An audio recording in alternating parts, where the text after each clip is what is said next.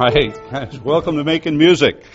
I'm Gary Weiner from Guitar Showcase, and with me today we have the fabulous Jack Van Breen from Guitar Showcase, the fabulous Sam Carlino from Sam's Barbecue, and a great patron of Guitar Showcase, and the fabulous Dan Aroney, 34 years or so at Guitar Showcase, going on 34, something like that. It's not late. We're getting close. We're getting close. He started there when he was 3 years old. He's not as old as he looks. It's not a problem. Well, today our show is about guitars and some vintage guitars, some mandolins, and we're going to talk about some reproductions of some of the instruments. So, Sam, why don't we start with this mandolin? Now, is this an original or is this a reproduction? Well, I'll tell you, this is a reproduction of a 1923 F5 Lloyd Loar mandolin made by the Gibson Mandolin and Guitar Company.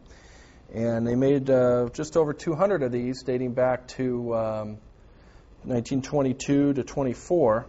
And they're in such high value today, they're in the $185,000 range. So for an original. For an original. This is a copy. And this is a distress copy, as you can probably tell from the scratches on the back and the distressing of the varnish. It's got scratches and the varnish is coming up. And they authenticated this so well that it really has that vintage vibe to it.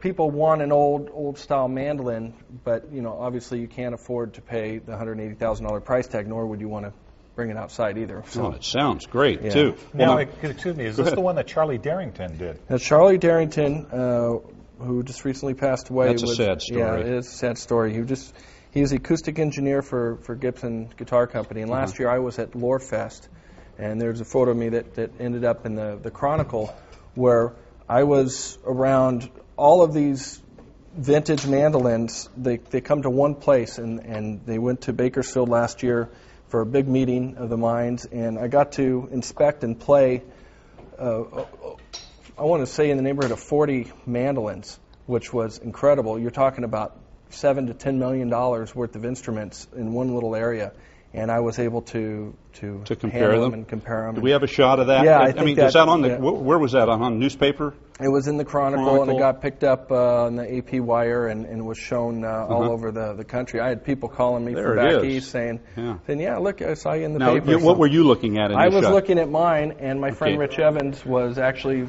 looking at a real one, and we were comparing notes as far as. At $180,000. Yeah, exactly the difference between. That's cool. Well, then, Jack, what have you got there? This is one of yours, Sam, right? This is. Okay, you bought this at Guitar Showcase, I assume. Mm-hmm. Absolutely. I bought all my instruments at Guitar Showcase over the years. Now, this is an OM45 Roy Rogers commemorative. What a beautiful instrument. Yeah, it really is. Sounds great, too. Yeah, it's fantastic.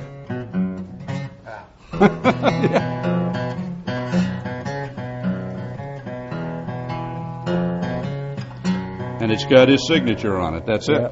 That's okay. Let me show the back of that guitar. His son actually signed the label inside with Chris Martin. His son did? Yes. And Christopher Martin, the president of the Martin Guitar Company. And he's the fourth or fifth. What is he? He's the fourth. Fourth. They've been in that generation since 1833. That's a very cool guitar. Well, Sam, tell me, you have now. This is a new reproduction of an old guitar. Exactly. Okay.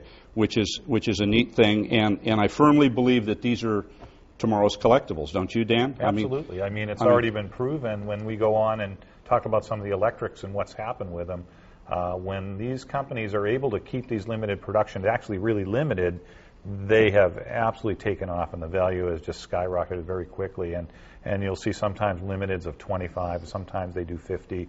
Martin is amazing. I don't know where they pick these numbers up, but they'll do 71 of one, or 83 of another, or 52. I mean, they never do 50 or 100. It's always some bizarre number, and I'll have to ask them sometime why. You know, where they pick that number? Where they're doing that. Yeah, that's always a good one. Well, Dan, tell me, in your experience, then, is it the lower the number in the limited edition? Absolutely, and who is behind it? The who star is the power endorsing behind the star power? Okay. There's no doubt in the recent past that, you know, for acoustic guitars, Eric Clapton, of course, has a guitar out. Steve Miller. I mean, Martin's done a lot of stuff. Taylor has done with the Doyle Dykes, and some of the newer stars. They've done some great limited editions as well. Gibson the same way with the Lennon. And the Elvis Presley. I mean, this just goes on. But these great players, and where they keep it actually limited, when you start running into 200, 300, 400, you know, it kind of feels like a Kincaid picture. And I don't know about you, but I just kind of get blown away when I walk by one of those, and you know, one of 7,000. Yeah, that doesn't work for me. You know? Okay. Yeah. Well, Sam, you've got an old Martin back here. Yeah, I got a nice story, and if Jack can take that 65 D18 up, and we'll talk about this for a minute, because I've been going into Guitar Showcase since 1982 when I first started playing guitar, and I started collecting about 10 years ago, and every time I go in, I'd bug Dan. I'd say, "Hey, you got any old Martins? Any old Martins?" And the answer was always, "Nothing right now," or "We got this, we got that." And one day he said, "Yeah, we have this old beater, but it's all messed up. The bridge is coming up a quarter inch, and the neck needs a reset, and the frets are real bad." And I said, "Well, ask Gary what he wants for it." So Gary gave me a very fair price on it, and you know, this guitar, which cost me less than $1,000 initially, after getting all the work done, is in excess of $4,000 now. Yeah, and I wish I'd never sold it to you, Sam. You always say that. And I thank you for letting this old beater go, because it looked like a boat oar. At the time, and you did put substantial work. But let's hear this old beater. Yeah, let's hear something.